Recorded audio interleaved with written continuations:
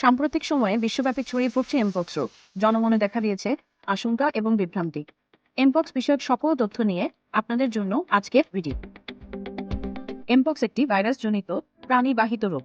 1958 সালে ডেনমার্কে বানরের দেহে সর্বপ্রথম এই রোগ শনাক্ত হয় বলে একে মাঙ্কিপক্স বলা হয়।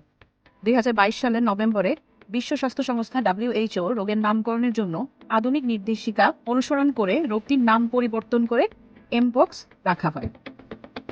সাধারণ উপসর্গগুলো হলো জ্বর 38 ডিগ্রি সেন্টিগ্রেড অথবা 100 ডিগ্রি ফারেনহাইটের বেশি তাপমাত্রা, প্রচণ্ড মাথা ব্যথা, শরীরের বিভিন্ন জায়গায় লসিকা গ্রন্থি বা লিম্ফ নোড ফুলে যাওয়া ও ব্যথা, মাংসপেশিতে ব্যথা, অবসাদগ্রস্ততা বা দুর্বলতা, ফুসকুড়ি যা মুখ থেকে শুরু করে পর্যায়ক্রমে হাতের তালু, পায়ের তালু সহ শরীরের বিভিন্ন জায়গায় ছড়িয়ে পড়ে। ফুসকুড়িগুলো সাধারণত জ্বরের 3 দিনের মধ্যে দেখা দেয়।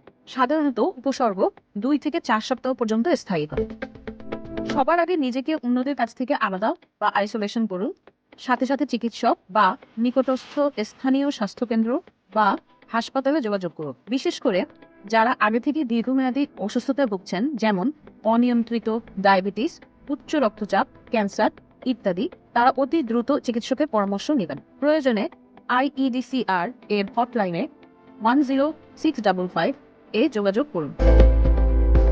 দৃশ্যমান ফুসকুড়ি থেকে শুরু করে ফুসকুড়ির খোসা বা কাস্ট পড়ে যাওয়া পর্যন্ত আক্রান্ত ব্যক্তি হতে রোগ ছড়াতে পারে।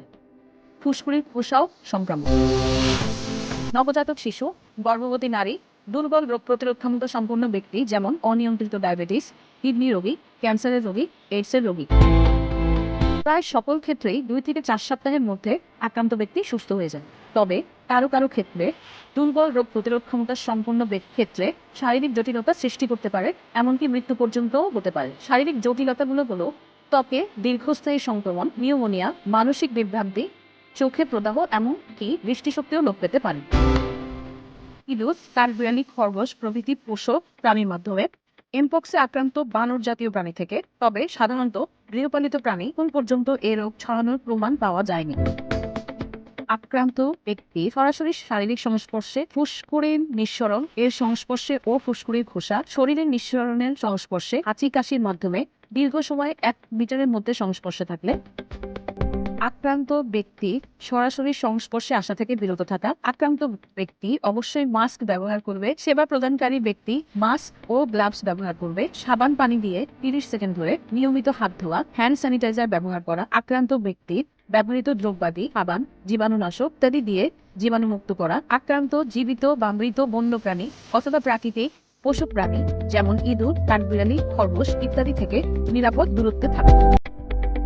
হ্যাঁ, বাচ্চাদের হতে পারে, তবে বয়স্কদের তুলনায় বাচ্চাদের সংক্রমিত হওয়ার আশঙ্কা বেশি। গুটি বসন্তের টিকা এমপক্সের প্রতিষেধক হিসেবে অনেকাংশেই কার্যকর হবে, তবে বিশ্ব স্বাস্থ্য সংস্থা এই টিকা গ্রহণের বিষয়ে এখনও সিদ্ধান্ত প্রদান করেনি। এমপক্সের চিকিৎসা লক্ষণ বা উপসর্গ ভিত্তিক। জ্বর হলে প্যারাসিটামল, ফুসকুড়ি শুকনো রাখা, মুখে বা চোখে কোনো ক্ষত হলে স্পর্শ করা থেকে বিরত থাকা, পুষ্টিকর খাবার গ্রহণ করা, পরিমিত বিশ্রাম করা, পর্যাপ্ত পানি ও তরল জাতীয় খাবার গ্রহণ করা। তবে বেশিরভাগ ক্ষেত্রে উপসর্গগুলো আপনা আপনি উপশম হয়ে যায় বলে নির্দিষ্ট চিকিৎসার প্রয়োজন হয় না।